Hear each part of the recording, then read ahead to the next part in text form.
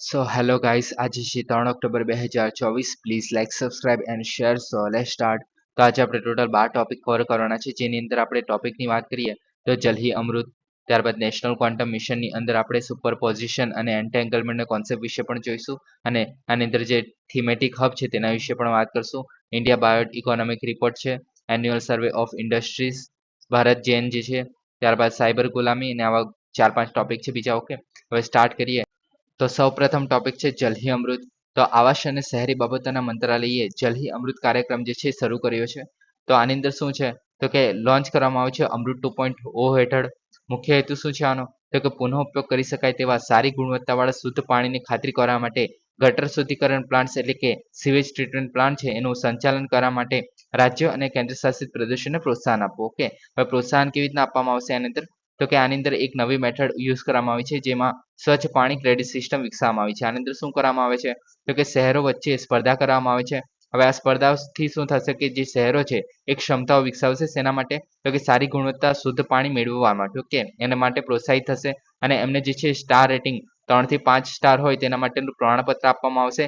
તેમનું જે sewage treatment plant છે એના દ્વારા જે સ્વચ્છ પાણી ક્રેડિટ જે છે એ ક્રિએટ કરવામાં આવશે, જે 6 મહિના માટે માન્ય હશે. ઓકે, એટલે કે જે આપણે સ્પર્ધા થઈ રહી છે ઓકે શહેરો વચ્ચે, તો એમના જે છે આ પ્રમાણપત્ર આપવામાં આવશે. પ્રમાણપત્ર સાથે સ્ટાર આપવામાં આવશે, અને જે એમને સ્વચ્છ પાણીની ક્રેડિટ આપવામાં આવશે, તે એનાથી શું થશે, તો કે જેની ક્રેડિટ્સ વધારે સારી હશે ઓકે, તો એના આધારે એમને ઇન્સેન્ટિવ આપશે. ઇન્સેન્ટિવ્સ એટલે કે સરકાર દ્વારા પૈસા મળશે. ઓકે, જેથી એ જે છે આપણું સીવેજ ટ્રીટમેન્ટ પ્લાન્ટને વધારે સારી રીતે વર્ક કરી શકે, અથવા તો બીજું કંઈ ડેવલપમેન્ટ કરી શકે જે આપણે પાણીનું શુદ્ધિકરણ છે એની હેઠળ. ઓકે, તો એ જે છે 6 મહિના માટે આપણે માન્ય હશે, જે આ ક્રેડિટ છે તે. ઓકે, 6 મહિના પછી ફરીથી નવી ક્રેડિટ જે છે આપવામાં આવશે, એ રીતે ચાલશે. ઓકે, હવે આની અંદર શું થશે, તો કે સ્ટાર રેટિંગ અને જે ક્લીન વોટર ક્રેડિટ છે એના આધારે એસટીપીને આપવામાં આવે છે. ઓકે, હવે પાણીના જે પરિભ્રમણને પ્રોત્સાહિત કરવું, એટલે કે જે આપણે શહેરી વિસ્તારમાં જે ટ્રીટેડ પાણી છે એનું રિસાયકલિંગ કરવું અને પુનઃ ઉપયોગને પ્રોત્સાહન આપવું. તો આ રીતે જે છે આખું કામ કરશે આ. ઓકે, આગળ વાત કરીએ અમૃત 2.0. તો આ જે છે આવાસ અને શહેરી બાબતોનું મંત્રાલય છે એની હેઠળ જે છે 2021માં 5 વર્ષ માટે લોન્ચ કરવામાં આવેલું. ઓકે, આનો હેતુ શું હતો, તો કે તમામ ઘરોને જે કાર્યકારી નળ દ્વારા પાણીનો પુરવઠો જે છે એ સાર્વત્રિક કવચે પ્રદાન કરવાનું હતું. આપણે હર ઘર નળ જે હતું, મતલબ એવો કોઈ મોટો હતો કે બધાને યાદ હોય તો.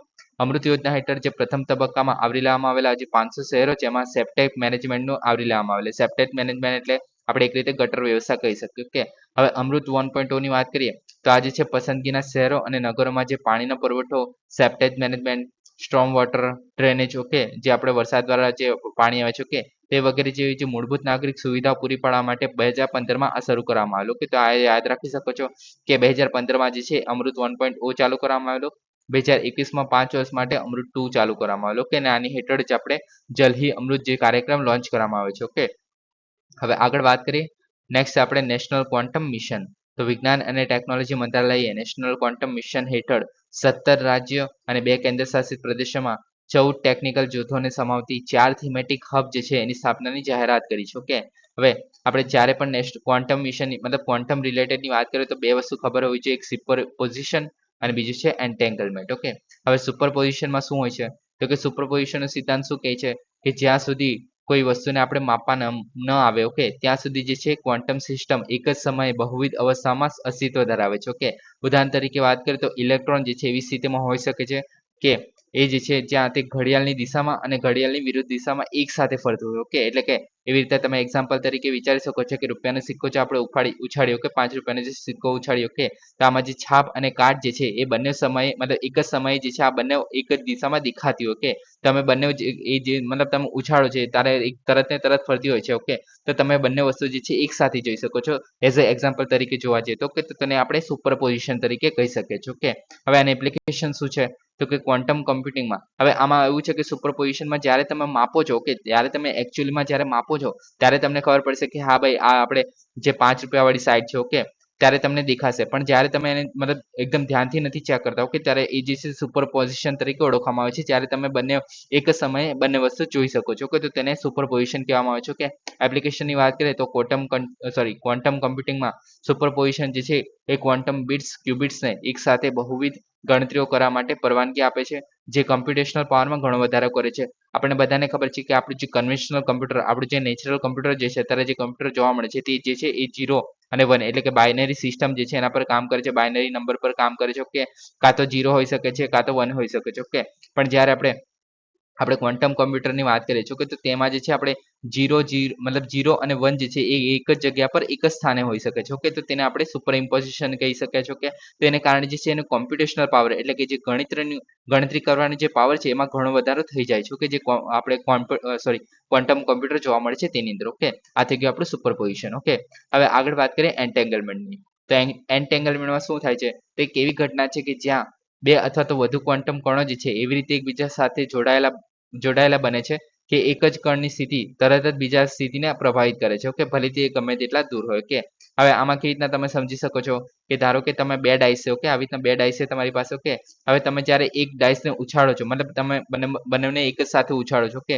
પણ જ્યારે એક ડાઈસમાં 6 પડે છે ત્યારે બીજી ડાઈસમાં પણ 6 જશે. ઓકે, તમે ગમે એટલી વાર ઉછાળશો પણ જે ડાઈસમાં જો આમાં 1 નંબર આવશે આ ડાઈસમાં, તો આમાં પણ 1 નંબર જ આવશે. ઓકે, તો એ એકબીજા સાથે એવી રીતે જ કનેક્ટ થયેલા છે. ઓકે, એકબીજા સાથે એવી રીતે જોડાયેલા છે કે બંને આની ઇફેક્ટ જે છે આ બીજા જે ડાઈસ છે એમાં જોવા મળે છે. આ એઝ અ ઉદાહરણ તરીકે આપણે વાત કરીએ છીએ. ઓકે, તો આ રીતે જે છે આપણે એન્ટેંગલમેન્ટ એને કહેવામાં આવે છે. ઓકે, અને એપ્લિકેશનની જો વાત કરીએ તો અત્યંત સુરક્ષિત જે સંચાર ચેનલો બનાવવા માટે ક્વોન્ટમ કોમ્પ્યુટેશન અને ક્રિપ્ટોગ્રાફીમાં એન્ટેંગલમેન્ટનો ઉપયોગ થાય છે. ઓકે, અને સંદેશાવ્યવહાર છીની લેવાનો કોઈ પ્રયાસ પણ ફસાઈ ગયેલા સ્થિતિને ખલેલ પહોંચાડશે, ઘૂસણખોરીની હાજરીને છતી કરશે. ઓકે, એટલે કે આની અંદર જ્યારે આપણે મતલબ સંવાદ કરતા હોઈએ છીએ એક જગ્યાએથી બીજી જગ્યાએ. ઓકે, તો એની અંદર આપણે કોઈ વચ્ચે મતલબ ટ્રાય કરતું હોય ડેટા ચોરી કરવાનો. ઓકે, તો તેની પણ આપણને આની અંદર ખબર પડી જાય છે કેમ કે એની અંદર છેડછાડ થઈ રહી હોય છે એને કારણે. ઓકે, તો આ જે છે એન્ટેંગલમેન્ટ રીતે આ રીતે આપણને ઉપયોગી બને છે. ઓકે, હવે બીજું ઉદાહરણની વાત કરીએ તો આની અંદર આપણે એક રીતે જ્યારે આપણે ક્વોન્ટમ નેવિગેશનની વાત કરીએ છીએ તો તેમાં પણ આ બે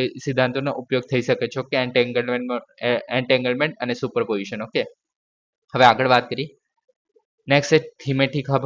તો આ જે છે 4 જગ્યાએ થીમેટિક હબ સ્થાપવાની છે. ઓકે, મેન આપણો ટોપિક જ એ હતો. ઓકે, કઈ જગ્યાએ છે તો 17 રાજ્યોમાં છે, 2 કેન્દ્રશાસિત પ્રદેશો અને 14 જે ટેકનિકલ જૂથોને સમાવતી 4 થીમેટિક હબ. ઓકે, તો કઈ જગ્યાએ છે તે ઘણું મહત્વનું બનશે કે કઈ જગ્યાએ છે તો કે ઇન્ડિયન ઇન્સ્ટિટ્યૂટ ઓફ સાયન્સ જે બેંગલુરુ છે. ઓકે, તો આ જે છે આપણે ક્વોન્ટમ કોમ્પ્યુટિંગ માટેનું છે. ઓકે, પછી ક્વોન્ટમ કોમ્યુનિકેશન માટે આઈઆઈટી મદ્રાસ છે, ક્વોન્ટમ સેન્સિંગ એન્ડ મેટ્રોલોજી માટે આઈઆઈટી બોમ્બે છે અને ક્વોન્ટમ સામગ્રી અને ઉપકરણો માટે આઈઆઈટી દિલ્હી. તો આ જે 4 જગ્યા પર જે છે થીમેટિક હબ જે છે એ સ્થાપવામાં આવશે. ઓકે, હવે આ જે છે મહત્વ શું છે આનું તો કે ભૌતિકશાસ્ત્ર, કોમ્પ્યુટર સાયન્સ વગેરે જેવી જે વિવિધ ક્ષેત્રોના નિષ્ણાતો છે એની સાથે લાવે છે. ઓકે, અને સંશોધન અને ઉદ્યોગો વચ્ચેનું અંતર દૂર કરે છે. ઓકે, હવે આ વસ્તુ ધ્યાન રાખવી કે અત્યારે જેટલી પણ નવી ટેકનોલોજીસ આવે છે. ઓકે, તેમાં જે આપણે સંશોધન પર તો ધ્યાન આપી રહ્યા છીએ પણ એને આપણે ઉદ્યોગમાં કેવી રીતે આગળ લઈ જઈ શકીએ છીએ. ઓકે, જેને આપણે મેન્યુફેક્ચરિંગમાં કેવી રીતના આગળ લઈ જઈ શકીએ છીએ તો એના પર હવે ધ્યાન આપવામાં આવી રહ્યું છે સરકાર દ્વારા પણ. ઓકે, આગળ વાત કરીએ. હવે થીમેટિક હબ શું છે તો કે હબ સ્પોક સ્પાઇક્સ મોડલ પર કામ કરે છે. આની અંદર શું હોય છે? હવે ધારો કે તમે ડિલિવરી સિસ્ટમની વાત કરો, હવે તમે ફ્લિપકાર્ટ કે આપણે એમેઝોન પરથી મંગાવતા હોઈએ છીએ. ઓકે, ત્યારે તમારા પર કન્ટિન્યુઅસલી મેસેજ આવતા હશે કે તમારા જે શહેરના મેઇન જે બ્રાન્ચ છે, ઓકે, મેઇન ડિલિવરી બ્રાન્ચ છે ત્યાં આવી ગયું છે. ઓકે, ત્યાર પછી તમારું રિજનલ બ્રાન્ચ પર આવી જશે. ઓકે, તો આવી રીતે જે છે હબ અને સ્પોક જે છે એવી રીતના કામ કરે છે. પછી અહીંયાથી આપણે આગળ જો કોઈ અલગ લોકેશન હશે તો હજુ તમારાથી નજીક કોઈ સ્ટેશન હશે તો ત્યાં પહોંચશે.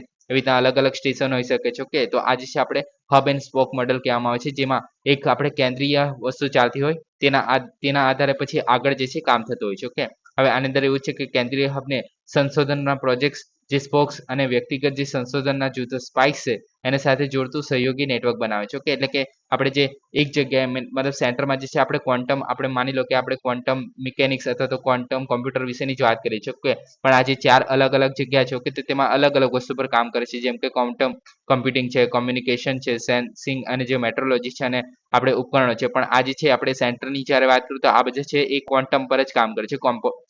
ક્વોન્ટમ જે આપણે કહીએ છીએ ક્વોન્ટમ ફિઝિક્સ જે કહે છે તો તેના પર જ કામ કરે છે. ઓકે, તો એ રીતે સ્પોક્સ એન્ડ હબ આપણે મોડલ થઈ ગયું. ઓકે, આગળ વાત કરીએ આની અંદર તો નેશનલ ક્વોન્ટમ મિશન વિશે.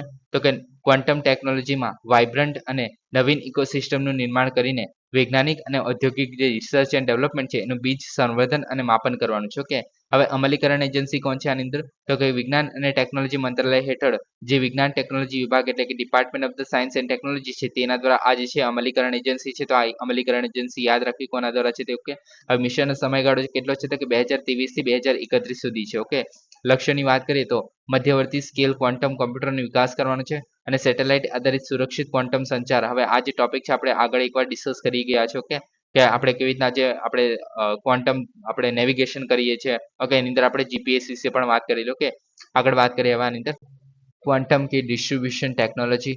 તો ભારતીય સૈન્ય કરાર કરવામાં આવે છે. આઈડેક્સ જે પહેલ છે એના દ્વારા ક્વોન્ટમ કી વિતરણ તકનીક માટે હસ્તાક્ષર કર્યા છે. હવે ભારતીય સૈન્ય કરાર કરવામાં આવે છે કે આથી ખાસ ધ્યાન રાખો. કે હવે આઈડેક્સ પહેલમાં શું છે? તો કે એમએસએમઈ સ્ટાર્ટઅપ્સ અને વ્યક્તિગત જે સંશોધકો છે એ સહિતના જે ઉદ્યોગોને જોડવા દ્વારા સંરક્ષણ અને જે એરોસ્પેસ ક્ષેત્રમાં નવીનતાને પ્રોત્સાહન આપવાનું છે. ઓકે, હવે આમાં ક્યુકેડીની વાત કરીએ ક્વોન્ટમ કી ડિસ્ટ્રીબ્યુશનની. તો આની અંદર શું છે? પહેલા એક્ઝામ્પલ તરીકે વાત કરીએ તો એલિસ અને બોબ નામના બે વ્યક્તિ છે. ઓકે, તેની અંદર જે એલિસ છે એ કોઈ સ્પેસિફિક જે મેસેજ છે એ બોબને ટ્રાન્સફર કરવામાં આવે છે માંગે છે. ઓકે, પણ હવે એલિસ શું કરશે?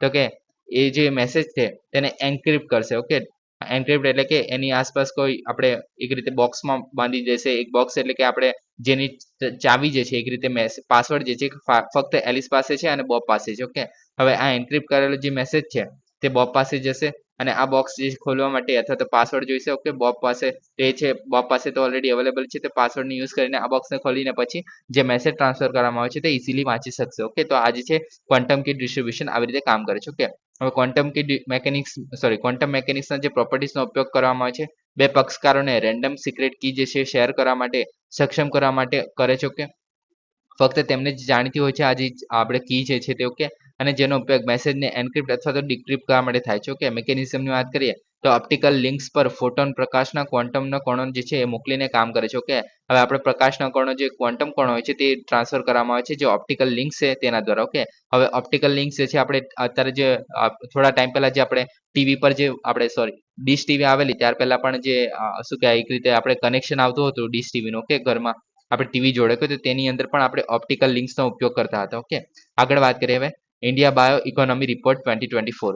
તો ચોથી ગ્લોબલ બાયો ઇન્ડિયા સમિટ છે. ઓકે, તે ઇન્ડિયા બાયો ઇકોનોમિક રિપોર્ટ 2024 નું અનાવરણ કરવામાં આવ્યું છે જે ચોથી ગ્લોબલ બાયો ઇન્ડિયા સમિટ છે એની અંદર. ઓકે, હવે આના વિશે વાત કરીએ તો ઇન્ડિયા બાયો ઇકોનોમિક રિપોર્ટ જે છે એ ડિપાર્ટમેન્ટ ઓફ બાયોટેકનોલોજી અને બીરાક એટલે કે બાયોટેકનોલોજી ઇન્ડસ્ટ્રી રિસર્ચ આસિસ્ટન્ટ દ્વારા અહેવાલ જે છે ભારતના બાયો ઇકોનોમિક સેક્ટરમાં નોંધપાત્ર પ્રગતિ દર્શાવે છે. ઓકે, હવે આ બે લોકો દ્વારા જે છે બહાર પાડવામાં આવી છે. ઓકે, યાદ રાખો. ઓકે, બાયો ઇકોનોમીની વાત કરીએ તો એ કોને કહેવામાં આવે છે? તો કે ટકાઉ આર્થિક વ્યવસ્થામાં ઉત્પાદનો પ્રક્રિયાઓ અને સેવાઓ જે છે એને પ્રદાન કરવા માટે જ્ઞાન આધારિત ઉત્પાદન અને જૈવિક સંસાધનો છે એનો ઉપયોગ કરવો. ઓકે, તો તેને કહેવામાં આવે છે બાયો ઇકોનોમી. ઓકે, હવે મુખ્ય તારણો શું છે આ રિપોર્ટની અંદર?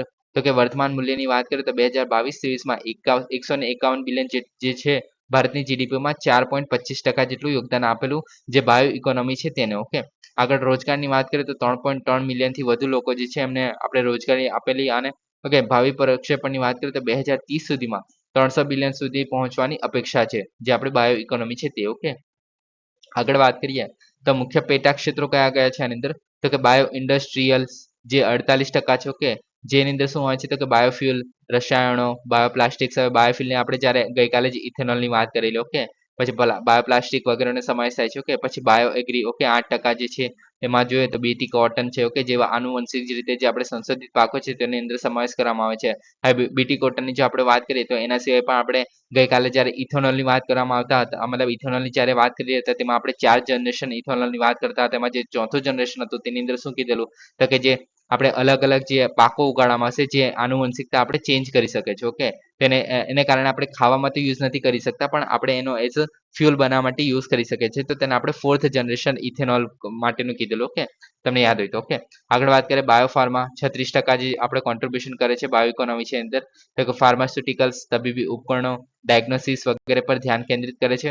અને બાયો આઈટી સંશોધન સેવાઓ જે છે એ 8% છે જેની અંદર કરાર સંશોધન ક્લિનિકલ ટ્રાયલ્સ છે બાયો ઇન્ફોર્મેટિક્સ વગેરેનો સમાવેશ કરે છે. ઓકે, હવે આની અંદર મુખ્ય સિદ્ધિઓની વાત કરીએ તો રસી ઉત્પાદન. તો ભારતે WHO દ્વારા ખરીદેલી જે રસીઓમાંથી 25% સપ્લાય કરે છે. ઓકે, એટલે કે જેટલો પણ WHO દ્વારા રસીઓ ખરીદવામાં આવે છે એમાંથી 25% જે સપ્લાય છે એ ફક્ત ભારત દ્વારા કરવામાં આવે છે અને નિકાસનો જે 20% જે છે આફ્રિકામાં જાય છે. ઓકે, આગળ વાત કરીએ તો ઉર્જા સ્વતંત્રતા, તો ભારત જે છે વિશ્વનો ત્રીજો સૌથી મોટો ઉત્પાદક અને જે ગ્રાહક બની ગયો છે આપણે ઇથેનોલમાં. ઓકે, આપણે ગઈકાલે એની જે આપણી ન્યૂઝ હતી કે ઇથેનોલમાં આપણે ત્રીજા નંબર પર આવી ગયા છે ઉત્પાદનમાં પણ અને કન્ઝપ્શનમાં પણ. ઓકે, ઉપયોગમાં પણ. ઓકે, હવે આગળ વાત કરીએ પ્રિસિઝન હેલ્થ કેર, તો હિમોફિલિયા એ માટે પ્રથમ જીન થેરેપી ક્લિનિકલ ટ્રાયલની મંજૂરી આપવામાં આવી છે આપણે ઇન્ડિયામાં. ઓકે, બાયોટેક સ્ટાર્ટઅપની વાત કરીએ તો 2023 સુધીમાં આશરે 8500 જેટલા સ્ટાર્ટઅપ જે છે એ સાથે ઝડપી વૃદ્ધિ 2021 કરતાં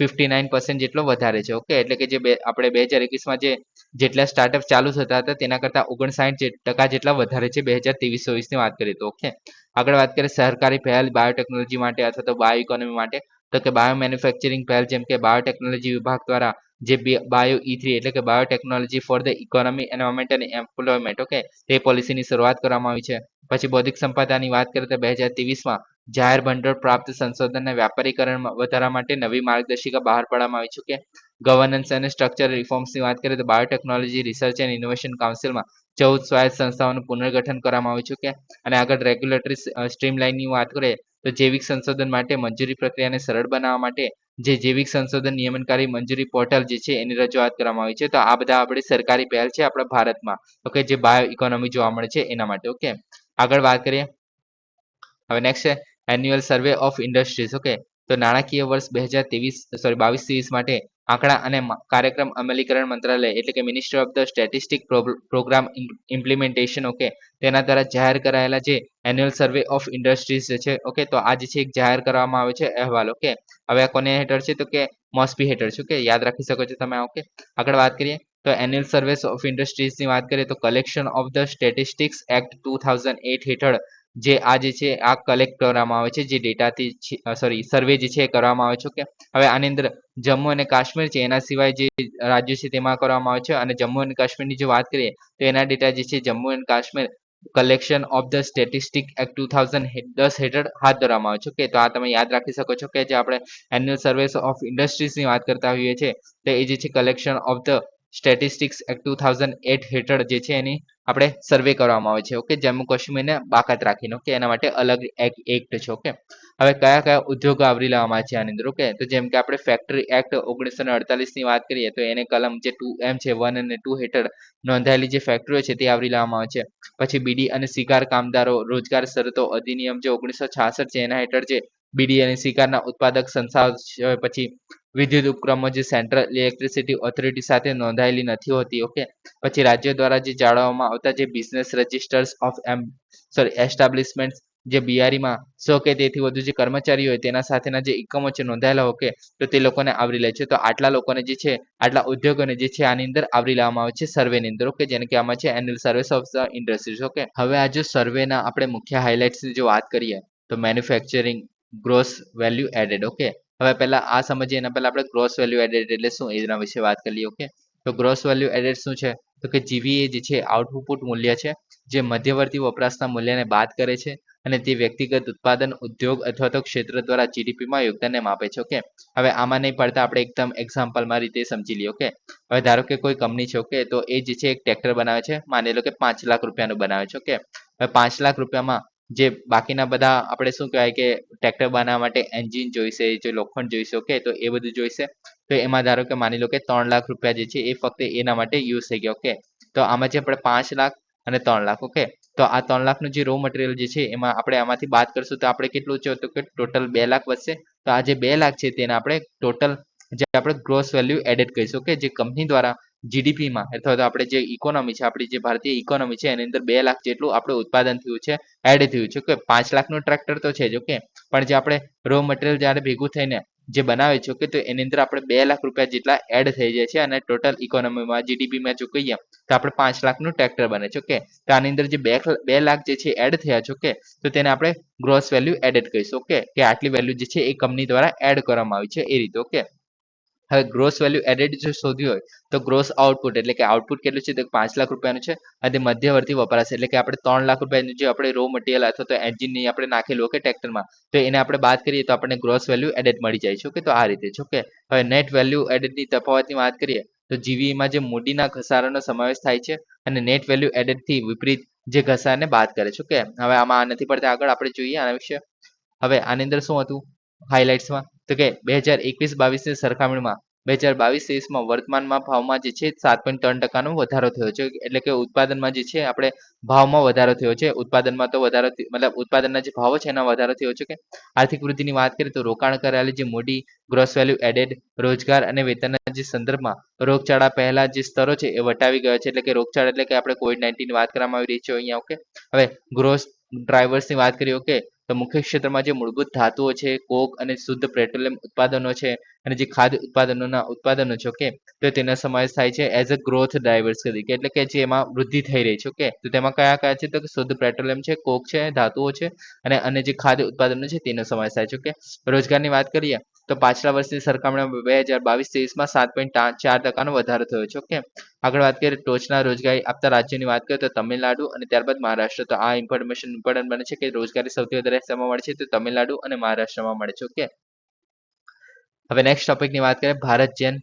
તો ભારત જેન લોન્ચ કર્યું છે જે વિશ્વનું પ્રથમ સરકાર દ્વારા ભંડોળ પૂરું પાડવામાં આવેલું multi modal large language model છે. ઓકે, હવે ભારત જેનની જો વાત કરીએ તો કોના દ્વારા લોન્ચ કરવામાં આવ્યું છે તો વિજ્ઞાન અને ટેકનોલોજી મંત્રાલય દ્વારા આને લોન્ચ કરવામાં આવેલું છે. ઓકે, ધ્યેય શું છે આનો તો કે ભારતમાં જે એઆઈ બનાવવું અને ભારત માટે એઆઈ બનાવવું. ઓકે, તો આ એનું ધ્યેય છે, આ તમે યાદ રાખી શકો છો. કે વિવિધ ભારતીય ભાષાઓમાં જે ઉચ્ચ ગુણવત્તાવાળા ટેક્સ્ટ વાણી સહિત અને જે મલ્ટી મોડલ સામગ્રી બનાવવા માટે જનરેટિવ એઆઈ સિસ્ટમનું નિર્માણ કરવું. ઓકે, હવે જનરેટિવ એઆઈની જ્યારે પણ વાત કરીએ જનરેટ કરી શકે છે. ઓકે, જનરેટ શું કરી શકે તો કે અલગ અલગ જે ઇમેજીસ છે, વિડીયો છે, ઓકે, ઓડિયો છે અથવા તો આપણે ટેક્સ છે. ઓકે, તો એ બધું જનરેટ કરી શકે છે તેને આપણે જનરેટિવ એઆઈ કહેવામાં આવે છે. ઓકે, અમલીકરણ એજન્સીની વાત કરીએ તો આઈઆઈટી બોમ્બે જે કોના હેઠળ તો કે નેશનલ મિશન હેઠળ જે ઇન્ટરડિપેન્ડન્સી સાયબર ફિઝિકલ સિસ્ટમ છે NMICPC. ઓકે, તે એના દ્વારા આઈઆઈટી બોમ્બે દ્વારા જે છે આને અમલીકરણ થશે. ઓકે, અમલીકરણ કોના દ્વારા થશે તો કે આઈઆઈટી બોમ્બે, એટલું યાદ રાખી શકો છો તમે. ઓકે, આગળ વિશેષતાઓની વાત કરીએ તો કે ભારત કેન્દ્રિત ડેટા. ઓકે, એટલે કે વિદેશી મોડેલ પર નિર્ભરતા ઘટાડવાની છે. ઓકે, અને ભારત માટે વિશિષ્ટ જે ડેટા છે એ એકત્રિત કરવાના છે અને ક્યુરેટ કરવાના છે. ઓકે, બહુભાષી અને બહુવિધ એટલે કે ભારતની જે વિવિધ ભાષાઓ છે અને બોલીઓ છે. ઓકે, અને સાંસ્કૃતિક સંદર્ભો છે એનું પ્રતિનિધિત્વ કરે છે. ઓકે, ઓપન સોર્સ પ્લેટફોર્મ એટલે કે તમામ નાગરિકો માટે જે સુલભ ઔદ્યોગિક, વ્યાપારિક અને સાંસ્કૃતિક અને જે સમાવિષ્ટ તકનીકી વિકાસને પ્રોત્સાહન આપે છે. એટલે આની અંદર 3 વસ્તુમાં મતલબ મોસ્ટલી ધ્યાન આપવામાં આવે છે. વિદેશી મોડેલ પર ધ્યાન ઘટાડવાનું છે, વિવિધ ભાષાને ઇન્ક્લુડ કરવાની છે અને જે બધા લોકો માટે અવેલેબલ છે એવું કામ કરવાનું છે. ઓકે, ઓપન સોર્સ તરીકે. ઓકે, હવે લાર્જ લેંગ્વેજ મોડલ્સની જો આપણે વાત કરીએ તો ટેક્સ અને જે નોન ટેક્સ્યુઅલ જે ડેટા છે જેમ કે એની અંદર આપણે છબીઓ છે, ઓડિયો છે, વિડીયો છે. ઓકે, તો એ જે સહિત મોટા ડેટા સેટ્સ પર પ્રશિક્ષણ આપવામાં આવે છે. કે આની અંદર જે કાર્ય શું થાય છે તો કે માનવની જે ભાષાઓ છે અથવા તો અને જે જટિલ ડેટાઓ છે એ ઓળખવા માટે તેનું અર્થઘટન કરવા માટે જે મશીન લર્નિંગનો ઉપયોગ કરવામાં આવે છે જે લાર્જ લેંગ્વેજ મોડલ છે તેની અંદર. ઓકે, હવે જનરેટિવ એઆઈ શું છે તો કે લાર્જ લેંગ્વેજ મોડલ્સ. ઓકે, તો તેની ચાવીરૂપ એપ્લિકેશન એટલે કે મતલબ શીખ્યા પછી એની એપ્લિકેશન તરીકે યુઝ કરવામાં આવે છે. એટલે કે એનો ઉપયોગ કરવામાં આવે છે પોતાની નોલેજનો જેમાં નવી સામગ્રી જેમ કે ઓડિયો છે, કોડ છે, છબીઓ છે, ટેક્સ છે. ઓકે, એ બધું બનાવવા માટે અલ્ગોરિધમ, ડીપ લર્નિંગ મોડલ છે તેનો સમાવેશ થાય છે. ઓકે, હવે national mission interdisciplinary cyber physical system 2018 શું છે તો કે આનો ઉદ્દેશ્ય શું છે તો કે એકેડમિયા, ઉદ્યોગ, સરકાર અને આંતરરાષ્ટ્રીય જે સંસ્થાઓ છે એને એક સાથે લાવીને ઉદ્યોગ સાહસિકતા, અનુવાદાત્મક જે સંશોધન છે, સીપીએસ તકનીકોના વ્યાપારીકરણને પ્રોત્સાહન આપવાનું છે. હવે તમે આગળ મેં કીધેલું કે વ્યાપારીકરણ પર આજકાલ વધારે ફોકસ થઈ રહ્યું છે. કે સાયબર ફિઝિકલ સિસ્ટમની જો વાત કરીએ તો હવે સાયબર ફિઝિકલ સિસ્ટમ એટલે તમે સમજી શકો છો કે આપણે જો ઉદાહરણ તરીકે વાત કરીએ તો ટેસ્લા. ઓકે, ટેસ્લામાં શું થાય છે કે આપણે સાયબર ફિઝિકલ, ઓકે, સાયબર તો છે જેની અંદર જે કમ્પ્યુટર છે પોતે ઓટોમેટિકલી ગાડી ચલાવે છે. ઓકે, અને ફિઝિકલ તો પોતે આખી ગાડી જે છે ફિઝિકલ સિસ્ટમ છે. ઓકે, તો તે બંનેનું આપણે કોમ્બિનેશન. ઓકે, જે નેટવર્ક સિસ્ટમ જે આ કોમ્પ્યુટેશનલ એટલે કે સાયબર ભાગો જે છે એ ભૌતિક ઘટકો સાથે ચુસ્તપણે સંકલન હોય છે. એટલે કે આપણે સ્વાયત્ત વાહન એટલે કે ઓટોમેટિક વાહન જે આપણું ટેસ્લા જે છે એ. ઓકે, એક્સનું. ઓકે, હવે અમલીકરણ એજન્સીની વાત કરીએ તો વિજ્ઞાન અને ટેકનોલોજી વિભાગ જે છે એના દ્વારા અમલીકરણ કરવામાં આવશે. ઓકે, હવે નેક્સ્ટ વાત કરીએ સાયબર ગુલામી. તો તાજેતરની કાર્યવાહી જે સાયબર ગુલામીના અહેવાલો વચ્ચે ટેલિકોમ મંત્રાલય 2.17 કરોડ જે મોબાઈલ કનેક્શન છે એને ડિસ્કનેક્ટ કરશે. ઓકે, હવે આ શું છે એના વિશે વાત કરીએ. સાયબર ગુલામી તો કે આધુનિક શોષણનું એક સ્વરૂપ છે જેની અંદર ઓનલાઈન છેતરપિંડી શરૂ થાય છે જેને ભૌતિક માનવ તસ્કરીમાં વિકસિત થાય છે. એટલે કે આપણે ઓનલાઈન છેતરપિંડીથી તો શરૂઆત થાય છે. ઓકે, પણ છેલ્લે જે આપણે હ્યુમન ટ્રાફિકિંગ કહીએ છીએ કે માનવ જે તસ્કરી કહીએ છીએ કે તો તેની અંદર આપણે આગળ જઈને એ વસ્તુ જોવા મળે છે. ઓકે, તેને આપણે સાયબર ગુલામી કરવામાં આવે છે. ઓકે, હવે આ જે છે એક ગંભીર અને મોટા પાયે સંગઠિત અપરાધ તરીકે ઉભરી રહ્યું છે અત્યારે. કે એની અંદર ઘણા બધા લોકો મતલબ ઇન્ક્લુડ થયેલા જોવા મળે છે. કે અપરાધીઓ જે છે એ રોજગારના ખોટા વચનો આપીને લોકોને લલચાવે છે. કે આની અંદર શું કરવામાં આવે છે કે મતલબ તમારે જો અત્યારે મતલબ કોઈ બેરોજગાર વ્યક્તિને પકડી લેશે. ઓકે, ને એને કહેશે કે ભાઈ તમને આ જગ્યા મોકલી આપશું, જેમ કે આપણે દક્ષિણ પૂર્વ એશિયા છે, લાઓસ છે, કંબોડિયા છે, સાઉદી અરેબિયા છે. ઓકે, તો એવી જ બધી જગ્યાએ જે અલગ અલગ જેમ કે 5,000 થી વધુ ભારતીયો છે એમને કથિત રીતે ફસાયા છે, કેમ કે ત્યાં જઈને મતલબ એમની પાસેથી જોબ આપશો એમ કરીને તમને લઈ તો જશે, પણ ત્યાંથી તમારા પછી પાસવર્ડ લઈ લેશે અને તમારી પાસે પછી ગુલામી જેવું કામ કરાવશે. ઓકે, તો એ રીતે છેતરપિંડી કરવામાં આવે છે અને અત્યારે ઘણા બધા એવા વાયરલ થાય છે વિડીયો પણ કે જેની અંદર લોકોને લઈ જવામાં આવે છે અને પછી ત્યાં મતલબ ફસાઈ જાય છે, કેમ કે એમના પાસવર્ડ ને બધું લઈ લેવામાં આવે છે. ઓકે, તે પછી કંઈ કરી શકતા નથી, કામ કર્યા છે. ઓકે, તે બધી છેતરપિંડી માટે ફરજ પાડવામાં આવી છે. ઓકે, તો આ બધું જોવા મળે છે. ઓકે, હવે આગળ નેક્સ્ટ વાત કરીએ ડિજિટલ રેડિયો બ્રોડકાસ્ટ. ઓકે, તો ટ્રાઈ આપણે telecom regulatory authority of India છે. ઓકે, તો એને કન્સલ્ટેશન પેપર બહાર પાડ્યું છે. એની અંદર શું છે તો કે ખાનગી રેડિયો બ્રોડકાસ્ટર માટે ડિજિટલ રેડિયો બ્રોડકાસ્ટની નીતિ ઘડવાનું પર એક પરામર્શ પેપર બહાર પાડ્યું છે. ઓકે, હવે આના વિશે વાત કરીએ તો શું છે આની અંદર તો કે પહેલા તો વર્તમાન લાયસન્સ અત્યારે શું જોવા મળે છે. ઓકે, તો માત્ર જે એફએમ આપણે એફએમ જે ફ્રીક્વન્સી બેન્ડ જે 88 થી 108 આપણે મેગા હર્ટ્ઝે કહે છે. ઓકે, તેમાં પ્રોગ્રામ્સ ટ્રાન્સમિટ કરવા માટે લાયસન્સ. ઓકે, તો અત્યારે આપણે ખાલી ખાનગી ક્ષેત્ર માટે આજે આપણે નોર્મલ જે રેડિયો સાંભળીએ છીએ કે તો એ જે છે આટલા હર્ટ્સમાં જ આપણે વાત મતલબ ચાલતા હોય છે, જે રેડિયોની વાત કરીએ છીએ, એફએમ ની વાત કરીએ છીએ તારે. ઓકે, તો એના માટે જ લાયસન્સ જોવા મળે છે. પણ હવે શું કરવામાં આવશે તો કે નવા જે ખાનગી રેડિયો છે એને બ્રોડકાસ્ટ કરવા માટે ડિજિટલ રેડિયો બ્રોડકાસ્ટ નીતિ આપવામાં આવશે. કે ડિજિટલ રેડિયો એટલે શું છે એના વિશે પણ વાત કરીશું આગળ. ઓકે, હવે ડિજિટલ રેડિયો બ્રોડકાસ્ટ શું છે તો કે પ્રક્રિયા જે છે ઓડિયો અને વિડિયો સિગ્નલ્સને એરવેઝ પર ટ્રાન્સમિટ માટે ડિજિટલ ફોર્મેટમાં કન્વર્ટ કરવા માટે મોડ્યુલેશનનો ઉપયોગ કરે છે. ઓકે, હા, મોડ્યુલેશન પહેલા તો એ સમજી લો મોડ્યુલેશન શું છે. ઓકે, હા, મોડ્યુલેશન શું છે તો કે મોડ્યુલેશન જે છે એ કેરિયર સિગ્નલ પર જે માહિતી છે એને એન્કોડ કરવા માટે ઇલેક્ટ્રોનિક્સ અને ટેલિકોમ્યુનિકેશનમાં વપરાતી જે પ્રક્રિયા છે જેના પછી અંતર પર પ્રસારિત થઈ શકે છે અને તે કેવી રીતે કાર્ય કરે છે તેની સરળ સમજૂતી અહીં છે. ઓકે, અરે આ વાંચવાની જરૂર હતી. ઓકે, મુખ્ય ખાલીની જે વાત કરીએ આની અંદર શું છે તો કે અમે બે વસ્તુ ધ્યાન રાખવાની છે. પહેલા તો કે કેરિયર સિગ્નલ હોય છે. ઓકે, ત્યારબાદ મોડ્યુલેશન સિગ્નલ હોય છે. ઓકે, હવે કેરિયર સિગ્નલ જે છે એ સામયિક તરંગ સ્વરૂપ છે જે સતત આવર્તન અને કંપન વિસ્તાર ધરાવે છે. એટલે કે એની સ્પેસિફિક આપણે શું કહેવાય કે ફ્રીક્વન્સી હશે અને આપણે જે આવર્તન હશે. કે આ બધાને ખબર છે કે ફ્રીક્વન્સી હોય છે અને આવર્તન હોય છે, બધાને ખબર છે. કે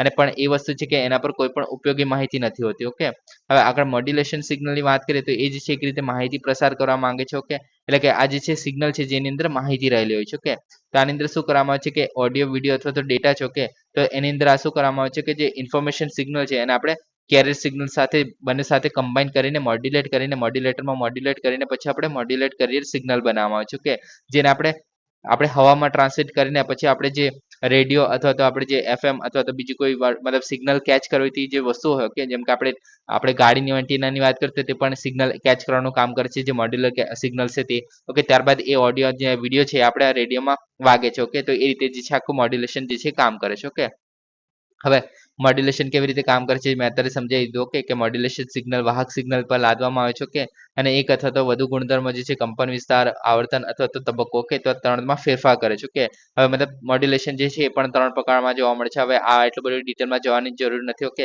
હવે આની અંદર એમ્પ્યુલેટેડની વાત કરીએ તો એની અંદર શું છે કે તરંગનું જે કંપન વિસ્તાર છે એને મોડ્યુલેશન સિગ્નલના જે પ્રમાણમાં અલગ અલગ હોઈ શકે છે. એટલે કે જે આપણે કંપન વિસ્તાર એટલે કે જે ફ્રીક્વન્સી છે એમાં ચેન્જ કરવામાં આવે છે. ઓકે, પછી મોડ્યુલેશન સિગ્નલ અનુસાર જે વાહક તરંગની આવર્તન છે એ બદલાવવામાં આવે છે. ઓકે, અને જે ફેઝ મોડ્યુલેશન જે છે એમાં મોડ્યુલેશન જે સિગ્નલ છે એના આધારે વાહક તરંગોને તબક્કો બદલાય છે. ઓકે, હવે આ ત્રણમાં આપણે પડવાની જરૂર નથી. ઓકે, ખાલી તમે સમજી ગયા કે મોડ્યુલેશનમાં શું કરવામાં આવે છે. ઓકે, હવે એનાલોગ બ્રોડકાસ્ટિંગ પર ફાયદા એટલે કે જે આપણે નોર્મલી જે આપણે એનાલોગ બ્રોડકાસ્ટિંગ થતું હતું તેના પર શું ફાયદા છે કે ડિજિટલ બ્રોડકાસ્ટિંગ કરવામાં આવે તો પહેલી તો શું છે તો કે વધુ સારી ઓડિયોની ગુણવત્તા આવી શકે છે. સિગ્નલની ફ્રીક્વન્સી જે છે કેરિયર પર 3 થી 4 ચેનલો જે છે પ્રસારિત કરી શકે છે. ઓકે, એટલે કે આપણે જે એક મોડ્યુલર સિગ્નલ આપણે જે કેરિયર સિગ્નલ હતું તેના પર આપણે ફક્ત એક જ ઇન્ફોર્મેશન અથવા તો એક જ આપણે એક રીતે શું કહી શકાય કે એક રીતે આપણે માહિતી જે છે આપણે પહોંચાડી શકતા હતા, પણ હવે જે છે 3 થી 4 ચેનલો જે છે આપણે પહોંચાડી શકીએ છીએ જો આપણે ડિજિટલ બ્રોડકાસ્ટિંગની આપણે યુઝ કરીએ તો. ઓકે, કાર્યક્ષમતાની વાત કરીએ તો એનાલોગ મોડમાં જે ફ્રીક્વન્સી કેરિયર પર વધુ પર માત્ર એક જ ચેનલ પ્રસારિત કરી શકાય છે. ઓકે, જેમ કીધું તે. ઓકે, હવે ઉપયોગિતાની સરળતા તો કે મેન્યુઅલી ટ્યુન કરવાની જરૂર નથી. હવે તમે જૂના રેડિયોની મતલબ જોયા હશે. ઓકે, તેમાં મતલબ ગોળ ગોળ જે બટન હોય છે આપણે ફેરવીએ છીએ તો આપણે ચેનલ ચેન્જ થતી હતી. ઓકે, તો આપણે મેન્યુઅલી ટ્યુન કરવું પડતું હતું. ઓકે, ચેનલો શોધવી પડતી હતી ત્યારે જઈને મતલબ એની પાછું મતલબ ઝર એવું વાગતું હોય છે. બધાને ખબર હોય છે, તમે જો મતલબ જેનઝીના લોકોને હોય તો બધાને ખબર જ હશે રેડિયોમાં શું હતું. ઓકે, તો એ રીતે આખું જે રેડિયો છે એ કામ કરે છે. ઓકે, તો એ બધું કરવાની જરૂર નહીં પડે જો આપણે ડિજિટલ બ્રોડકાસ્ટિંગનું યુઝ કરશું એનાલોગ બ્રોડકાસ્ટિંગની જગ્યાએ. ઓકે, તો આ થઈ ગયું આપણું રેડિયો. ઓકે, હવે આગળ વાત કરીએ remission of the duties and taxes on the exported products. Okay, road TEP. Okay, આવું કંઈ બોલશો આપણે. ઓકે, તો એક્સપોર્ટેડ પ્રોડક્ટ્સ પર ડ્યુટીઝ અને ટેક્સની માફી માટે આ સ્કીમ બહાર પાડવામાં આવી છે. ઓકે, હવે આના વિશે વાત કરીએ. આ સ્કીમમાં શું છે તો કે પહેલા તો વાણિજ્ય અને ઉદ્યોગ મંત્રાલયે 2021માં આની શરૂઆત કરવામાં આવી હતી. કે નિકાસ કરેલા જે ઉત્પાદનો છે એના પર કેન્દ્ર, રાજ્ય અથવા તો સ્થાનિક સ્તરે જે કર, ફરજો અને જે વસૂલાત છે એને રિફંડ કરવા માટેની આ સ્કીમ છે. ઓકે, હવે આને શું છે તો કે રિપ્લેસમેન્ટ કરશે. શેને રિપ્લેસ કરશે તો કે મર્ચેન્ડાઇઝ એક્સપોર્ટ ફોર જે ઇન્ડિયન સ્કીમ. ઓકે, તો પહેલા આવી કોઈ સ્કીમ જોવા મળતી હતી તો તેને રિપ્લેસ કરી નાખવામાં આવશે, કેમ કે વર્લ્ડ ટ્રેડ જે ઓર્ગેનાઇઝેશન છે એના દ્વારા પડકારવામાં આવી હતી આ જે સ્કીમ હતી તેને કારણે. ઓકે, હવે વર્લ્ડ ટ્રેડ ઓર્ગેનાઇઝેશન જે ઘણી વખત મતલબ વચ્ચે ટાંગ અડાવતું હોય છે, કેમ કે આપણે મતલબ શું કહેવાય કે એક રીતે ઉત્પાદનો જ્યારે આપણે ખેડૂતોની વાત કરીએ તો એમને સબસિડી પણ આપવામાં આવે છે, તો ત્યારે પણ વર્લ્ડ બેંક દ્વારા કહેવામાં આવે છે કે આટલી બધી સબસિડી તમારે મતલબ જરૂર નથી. ઓકે, કેમ કે પછી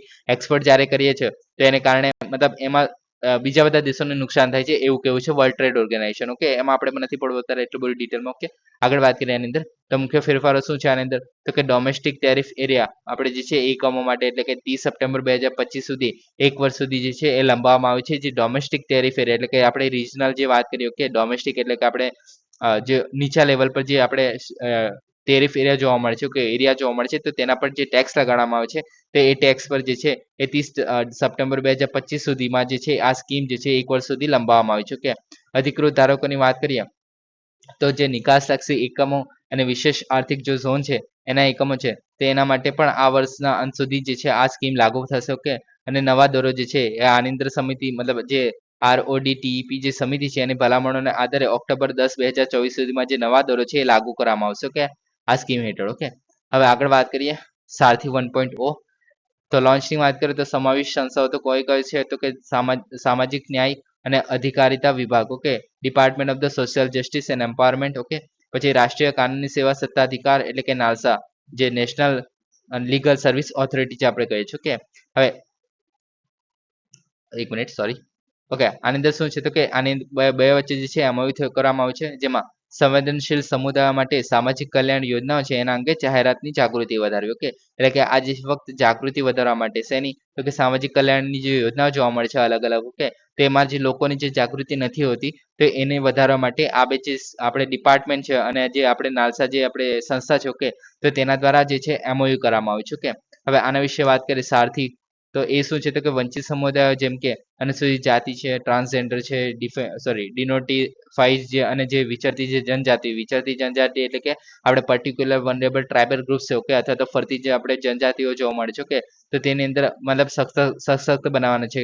કેવી રીતે તો કે જાગૃતિ જનરેશન દ્વારા જે અલગ અલગ યોજનાઓ જોવા મળે છે તો તેમના વિશેની જાગૃતિ આપવી, પછી કાનૂની આધાર આપવો એ લોકોને, કલ્યાણ યોજનાઓ છે એને અસરકારક પહોંચને પ્રોત્સાહન આપવું. ઓકે, તો આવું બધું કરવામાં આવશે જે નાલસા અને જે department of the social justice and empowerment છે એના દ્વારા. ઓકે, હવે આની અંદર શું છે તો કે સામાજિક ન્યાયને આગળ વધારવા માટે વહીવટી તંત્ર અને ન્યાયતંત્ર જે છે એ પ્રયત્નોને જોડે છે. ઓકે, બને આવી ગયા. ઓકે, એક રીતે આપણે અહીંયા વાત કરીએ તો જે આપણે સામાજિક આપણે તંત્ર જોવા મળ્યું અને આ જે છે ન્યાયતંત્રનો આપણે પાર્ટ છે જે નાલસા છે તે. ઓકે, તો આ રીતે છે. ઓકે, હવે નાલસાની જે વાત કરીએ નેશનલ લીગલ સર્વિસ ઓથોરિટી એવું કહેવામાં આવે છે. ઓકે, હવે કાનૂની સેવા સત્તા અધિનિયમ 1987 હેઠળ આની સ્થાપના કરવામાં આવી હતી. ઓકે, હવે એનો હેતુ શું છે તો કે સમાજના જે નબળા વર્ગો છે એને મફત કાનૂની સેવાઓ છે એ પૂરી પાડવી અને વિવાદોના સમાધાન માટે લોક અદાલતનું આયોજન કરવું. ઓકે, તો આનું મુખ્ય કાર્ય છે. ઓકે, હવે આપણને બધાને બંધારણનું જે આર્ટિકલ છે. ઓકે, મફત કાનૂની સેવા કયા આર્ટિકલ દ્વારા કયા આપણે કાનૂન દ્વારા આપવામાં આવે છે બધાને ખબર છે, આર્ટિકલ 39. ઓકે, તો 39 જે એ છે. ઓકે, તો તેના દ્વારા મફત કાનૂની સેવા આપવામાં આવે છે. ઓકે, હવે કેસોના ઝડપી નિકાલ અને ન્યાયતંત્રનો બોજ ઘટાડવો. ઓકે, તો એનો જે છે ઉદ્દેશ્ય છે. ઓકે, કેસોનો ઝડપી નિકાલ. ઓકે, અને ન્યાયતંત્રનો બોજો ઘટાડવો. ઓકે, આવું જ કામ જે છે એનજીટી દ્વારા પણ કરવામાં આવે છે, પણ એ જે છે આપણે પર્યાવરણને રિલેટેડ જે કાયદાઓ છે અથવા તો આપણે જે કેસો હોય છે તેનું નિકાલ કરવાનું કામ કરે છે. ઓકે, હવે આશ્રયદાતા ઇન ચીફ ની વાત કરીએ તો આમાં ભારતના મુખ્ય ન્યાયાધીશ હોય છે. ઓકે, કાર્યકારી અધ્યક્ષની વાત કરીએ તો ભારતના સર્વોચ્ચ અદાલતના જે બીજા સૌથી વરિષ્ઠ ન્યાયાધીશ હોય છે. ઓકે, અને સ્થાન જે છે ભારતની સુપ્રીમ કોર્ટ નવી દિલ્હીમાં જ આનું સ્થાન છે. ઓકે, આગળ વાત કરીએ હવે સંસ્થાકીય સેટઅપ શું જોવા મળે છે આની અંદર. ઓકે, એટલે કે આની અંદર એક રીતે સ્તરો જોવા મળે છે, જેમ કે રાજ્ય સ્તર પર રાજ્ય કાનૂની સેવામાં સત્તા મંડળ જોવા મળે છે. હાઈકોર્ટ સ્તર પર જે હાઈકોર્ટ કાનૂની સેવા સત્તા મંડળ જોવા મળે છે, સેવા સમિતિ જોવા મળે છે. ઓકે, જિલ્લા સ્તર પર જિલ્લા કાનૂની સેવા સત્તા અધિકારીઓ જોવા મળે છે, અને તાલુકા સ્તર પર તાલુકાના કાનૂની સેવા સમિતિ જોવા મળે છે. આ કેમ? તો કે હવે સુપ્રીમ કોર્ટમાં ફક્ત આપણે જો નાલસાઓ જોવા મળતું હોય. ઓકે, તો ફક્ત આપણે એવું તો જરૂરી નથી ને ખાલી ફક્ત દિલ્હીના લોકોને જ કેસોના મતલબ કેસોની સુનાવણી કરવાની હોય છે, એમને જ ખાલી ફક્ત જરૂર હોય છે. મતલબ ગરીબ લોકો ખાલી દિલ્હીમાં જ રહે છે એવું તો છે ને. ઓકે, એને કારણે જે અલગ અલગ સ્તરે બી છે આપણે નાલસા જે છે ફેલાયેલું છે. ઓકે, આવી રીતે હવે સેવાની જો આપણે વાત કરીએ તો આની અંદર શું શું સેવા આપવામાં આવે છે મફત કાનૂની સેવામાં. તો કે કોર્ટની ફી છે, પ્રક્રિયા ફી છે, અને જે શુલ્કની ચૂકવણી છે, કાનૂની કાર્યવાહીમાં જે વકીલની સેવાઓ છે, ઓર્ડર અને દસ્તાવેજોની જે પ્રમાણિત નકલો છે એ મેળવવા અને સપ્લાય કરવી, અપીલ, પેપર બુકની તૈયારી, પ્રિન્ટિંગ અને અનુવાદ. ઓકે, તો બધું આવી જાય છે આની અંદર. આપણે જે શું કહેવાય વકીલની ફી છે ત્યાં સુધીની આવી જાય છે. ઓકે, તો બધું આની અંદર આવરી લાવવા છે જે નાલસા છે ને એની અંદર. ઓકે, પણ આ જે છે બધા લોકોને નથી આપવામાં આવતું. કોને કોને આની અંદર પાત્ર ગણવામાં આવે છે, કોણ આની મતલબ મફત સેવા ઉઠાવી શકે છે? તો કે મહિલાઓ છે, બાળકો છે, એસસી અને એસટી ના સભ્યો છે, ઔદ્યોગિક કામદારો છે, સામૂહિક આપત્તિઓ, હિંસા, પૂર, દુષ્કાળ, ધરતીકંપ અને ઔદ્યોગિક જે આપત્તિના પીડિતો છે. ઓકે, પછી અપંગ વ્યક્તિઓ છે, કસ્ટડીમાં વ્યક્તિઓ છે, 1 લાખથી વધુ ન હોય તેવા વાર્ષિક આવક ધરાવતી વ્યક્તિઓ છે, અને સુપ્રીમ કોર્ટમાં જો લીગલ સર્વિસ કમિટી છે એના માટે 5 લાખ રૂપિયા સુધીની લિમિટ રાખવામાં આવી છે. કે હેરફેર અથવા તો ભિખારીઓનો ભોગ બનેલા એટલે કે જે મતલબ જબરજસ્તી કોઈને ભિખારી બનાવી દેવામાં આવ્યો હોય અથવા તો આપણે માનવ તસ્કરી જોવા મળી હોય. ઓકે, તો તે લોકોને જે છે આની અંદર આવરી લેવામાં આવે છે ફ્રીમાં, મતલબ કેસ લડવા માટે આ જે છે આ મતલબ નાલસામાં જઈ શકે છે. ઓકે, આગળ વાત કરીએ બંધારણીય જોગવાઈ. ઓકે, તો કલમ જે 39 જોવા મળે છે કે જે ગરીબ અને નબળા વર્ગો છે એના મફત કાનૂની સહાય અને બધા માટે ન્યાયની ખાતરી કરે છે. કે આ બધાને ખબર છે કે કલમ 14 અને કલમ 22 આપણે બધાને ખબર છે કે કલમ 14 જે છે આપણે કાયદા સમક્ષ સમાનતાની વાત કરે છે. ઓકે, અને જે સુનિશ્ચિત કરવા માટે કે રાજ્યની જવાબદારી અને જે સમાન તક પર આધારિત ન્યાયને પ્રોત્સાહન આપવાની કાનૂની વ્યવસ્થા છે. ઓકે, હવે વધારાની પ્રવૃત્તિની વાત કરીએ આની અંદર તો કે કાનૂની સાક્ષરતા કાર્યક્રમો પણ ચલાવવામાં આવે છે નાલસા દ્વારા. ઓકે, તો જે કાનૂની અધિકારીઓ સેવાઓ વિશે લોકોને શિક્ષિત કરવા નાલસા દ્વારા રાજ્ય કાનૂની સેવા સત્તા અધિકારીઓ દ્વારા હાથ ધરવામાં આવે છે. ઓકે, જે કાનૂની સાક્ષરતા કાર્યક્રમો છે. ઓકે, આની અંદર મતલબ કાનૂની રિલેટેડ જે આપણે એક રીતે શું કહેવાય કે ઇન્ફોર્મેશન આપવામાં આવે છે. ઓકે, નેક્સ્ટ વાત કરીએ જમ્મુ અને કાશ્મીરની ચૂંટણી. ઓકે, તો અંતિમ તબક્કામાં 69.65%, 69.65% મતદાન થયું છે ત્રીજા તબક્કામાં. ઓકે, હવે બહુ સારી રીતે મતલબ જમ્મુ કાશ્મીરની ચૂંટણી થઈ છે. ઓકે, આ મતદાનની જો આપણે વાત કરીએ તો ચૂંટણીના ત્રીજા તબક્કામાં આટલું મતદાન થયું છે. ઓકે, સૌથી વધુ મતદાનની વાત કરીએ તો ઉધમપુરામાં 76.09 છે, ત્યારબાદ સાંબામાં 75 છે, અને બાલમુલામાં 61% જેટલું છે. ઓકે, હવે પ્રથમ તબક્કામાં જે 61.38% અને બીજા તબક્કામાં 57.13% જેટલું મતદાન થયું છે. ઓકે, હવે બીજી બધી જગ્યાએ મતલબ બીજા બધા દેશોની જો વાત કરીએ છીએ આપણે. ઓકે, તો ત્યાં મતલબ એવું જોવા મળે છે કે જે આપણે ડેમોક્રેટિક જે સરકાર હતી. ઓકે, જે રાજ્યતંત્ર હતું કે તેને ઉથલાવીને જે કૂપ કરી લેવામાં આવે છે, પણ ભારતમાં ઉલટું થઈ રહ્યું છે. કે એક રીતે જોવા જાય છે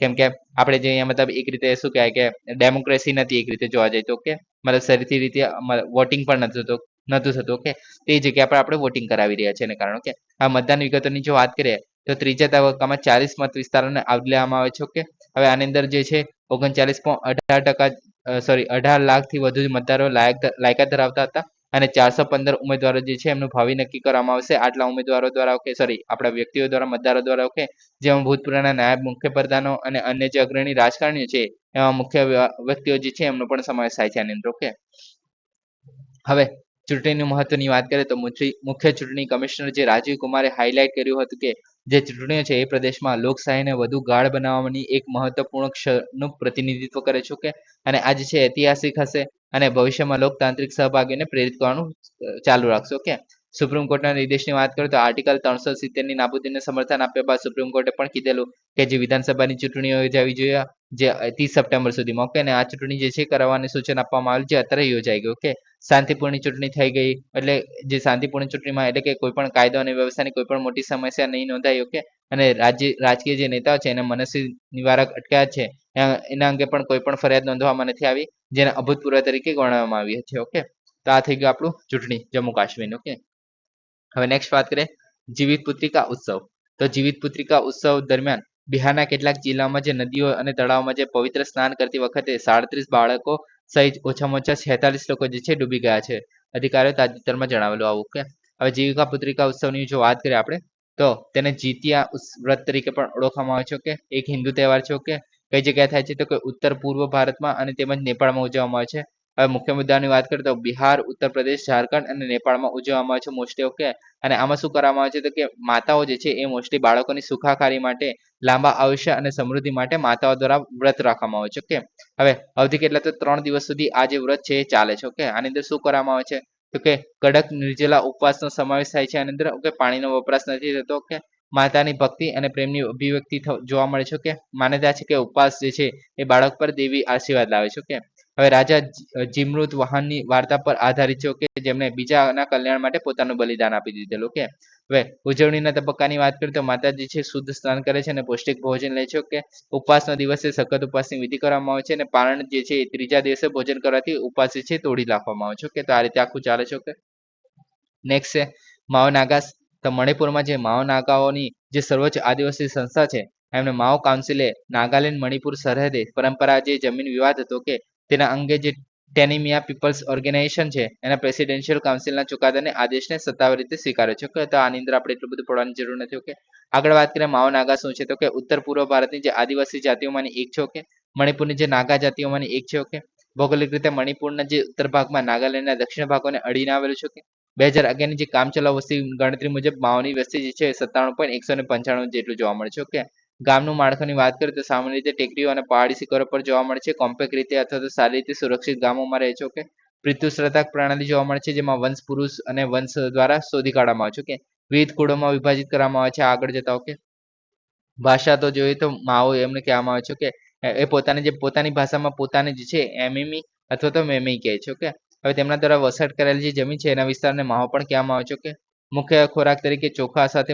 મુખ્ય કૃષિ કરવામાં આવે છે, જેમાં જે ટેરેસ્ટેટ ચોખા એટલે કે ટેરેસ પર આપણે ખેતી કરવામાં આવે છે ચોખાની. ઓકે, સૂકી અને ભીની બંને. ઓકે, સહકારી અને જે સામૂહિક પ્રયાસો પર ભાર મૂકો અને વિનિમય પદ્ધતિ અથવા તો પરસ્પર જે વિનિમય દ્વારા વિતરણને પ્રેક્ટિસ કરવાનું છે. ઓકે, તો આની અંદર આવી રીતે કાર્ય કરવામાં આવે છે. ઓકે, એકબીજા જોડે આપણે વિનિમય દ્વારા. ઓકે, આગળ વાત કરીએ તો પરંપરાગત જે ધર્મ જોવા મળે છે, તો આવા કઈ ધર્મ છે આમાં હું નથી વાંચી રહ્યો, કેમ કે વાંચવા મતલબ નહીં વંચાય, હું મીન્સ પ્રોનાઉન્સ કરીશ એટલે. ઓકે, હવે એક પરોપકારી ભગવાન છે જે માણસનું રક્ષણ કરે છે અને તેનું પાલન પોષણ કરે છે. ઓકે, તો આ જે છે કહેવાય છે એવા સર્વોચ્ચમાં વિશ્વાસ રાખે છે. ઓકે, ને તે જે છે પૂર્વજોનો ધર્મ તરીકે ઓળખાય છે. ઓકે, હવે આમાં જે છે મોસ્ટલી ખ્રિસ્તી ધર્મને સ્વીકારેલો છે આ લોકો. ઓકે, તહેવારોની વાત કરીએ તો ચુજુની, સાલિની અને ઓનની. ઓકે, તો આટલા જે મુખ્ય તહેવારો જોવા મળે છે. ઓકે, સો ગાઈઝ આજ માટે આટલું જ છે. Please subscribe, like and share. Thank you for listening. જય હિન્દ, વંદે માતરમ.